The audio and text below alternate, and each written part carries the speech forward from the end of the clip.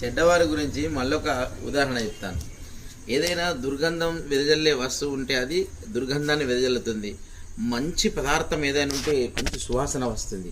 అది దాని యొక్క లక్షణాన్ని అదే తెలుపుకుంటారు. అలాగే చెడ్డవారు ఎప్పుడు కూడా ప్రతిదీ చెడుగానే కామెంట్ చేస్తూ ఉంటారు, చెడుగానే ఎవరు మాట్లాడుతూ ఉంటారు. సోషల్ మీడియా పరంగా చెప్పుకుంటే ఏ దాన్ని చూసినా చెడు ఎంత మంచిదాన్ని చూసినా వాళ్ళు చెడ్డ కామెంట్లే చేస్తూ ఉంటారు. ఈ రోజుల్లో చూస్తూ ఉన్నాం, అక్కడక్కడ కొందరు బాధపడుతున్నారు పాపం.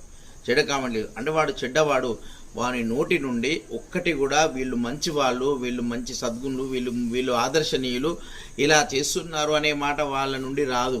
ప్రతి ఒక్కరిని దూషించడం, ప్రతి ఒక్కరిని చెడుగా మాట్లాడేవాడు పరమ చెండాలుడు అని నిదర్శనం. ఎందుకంటే దుర్గంధంగా దుర్వాసన వెదజల్లినట్టు మంచి సెంటులు, మంచి పదార్థాలు, మంచి వాసన చెడ్డవానికి ఎప్పుడూ చెడు తలంపులే, చెడు ఆలోచనలే, చెడు మాటలే, చెడే.